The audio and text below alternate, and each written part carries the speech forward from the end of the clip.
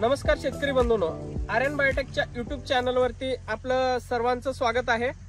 आज आपण ऊस व्यवस्थापनामध्ये 4Gचा आपण स्प्रे रिकमेंड करतो, शेतकऱ्यांना फवारणीसाठी सांगतो।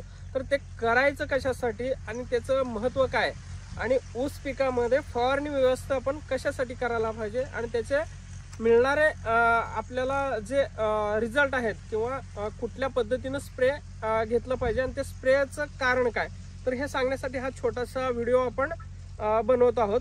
तर आपण धुळखेड येथील हे प्रगतशील शेतकरी प्रकाश बहिरगोंडे यांच्या शेतावरती ऊस कटिंग झालेला आहे। खोडवा का निडवा खोडवा व्यवस्थापनामध्ये स्प्रे करत असताना तर घेण्याचं कारण काय, तर आपण जर पूर्ण प्लॉट बघितला तर जेमतेम महिना दीड महिन्याच्या आसपासचा हा ऊस आहे। ऊस व्यवस्थापनामध्ये आपण ऊसामध्ये स्प्रे घेताना फुटवा जास्त पाहिजे ही अपेक्षा सर्रास शेतकरी बंधूंची असते। पण ऊसामध्ये फुटवा जास्त घेण्यापेक्षा फुटवा कसं जगलं पाहिजे किंवा किती फुटवे वाढतील याकडे लक्ष देणं गरजेचं आहे आणि सरसकट फुटव्यांची वाढ होणं गरजेचं आहे। जर फुटवा एक समान जर वाढला व्यवस्थित सुरुवातीपासून त्याची जर साईज असेल तरच तो जगतो आणि ऊसामध्ये त्याचं कन्वर्ट होतं आणि मग ते आपल्या उत्पन्नात त्याचं परिवर्तन होतं। तर उत्पन्न वाढवण्यासाठी बेसिक गोष्टी महत्त्वाच्या आहेत। तुम्ही कितीही खतं टाकले तर ते ऊस पोसत नाही, त्यासाठी फवारणी देणं गरजेचं आहे। आणि ऊसामध्ये ज्यावेळी आपण फवारणी करतो तर त्याचे कारण सांगतो जरा। आता ह्या ऊसाच्या एक बेटामध्ये फुटवे अनेक आहेत। तर फुटव्याची जर साईज बघितली, एक हे दोन, ह्या दोन आणि हे तीन, त्या तीन ऊसा व्यतिरिक्त हे जो गड्डा आहे हा पूर्णपणे जगत नाही। कारण ह्याची जर साईज जर बघितली तर एकदम बारीक आहे। ह्याच्यामध्ये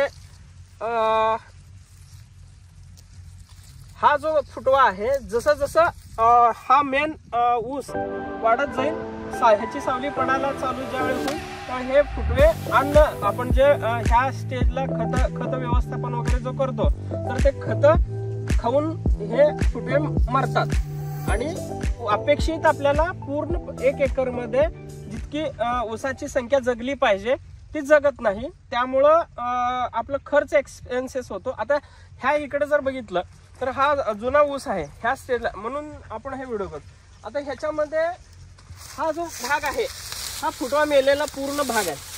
तर ह्याचं कारण काय, तर त्या स्टेजला आपण अजिबात लक्ष देत नाही, त्यामुळं हे बघा पूर्णपणे फुटवे मरून असा ऊस होतो, त्यामुळं आपल्याला अपेक्षित उत्पन्न भेटत नाही।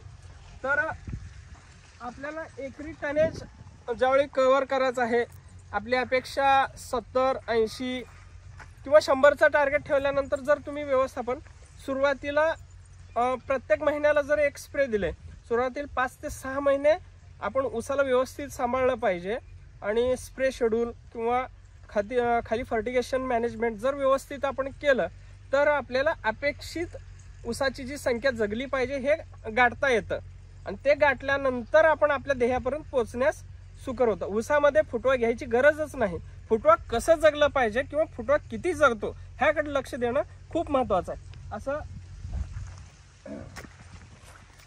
आता ह्याच्यामध्ये पण ही जी साईज आहे ही सुरुवातीपासून अशी साईज मोठी पाहिजे आणि आता ह्याच्यामध्ये 1, 2, 3, 4, 5 म्हणजे एका बेटमध्ये तुम्हाला जेमतेम 5 ते 8 ह्या रेशोमध्येच ऊस जगलं जातं। मग ज्यांचं खताचं नियोजन चांगलं आहे, फवारणी व्यवस्थापन चांगलं आहे, त्यांची संख्या कमी जास्त होते।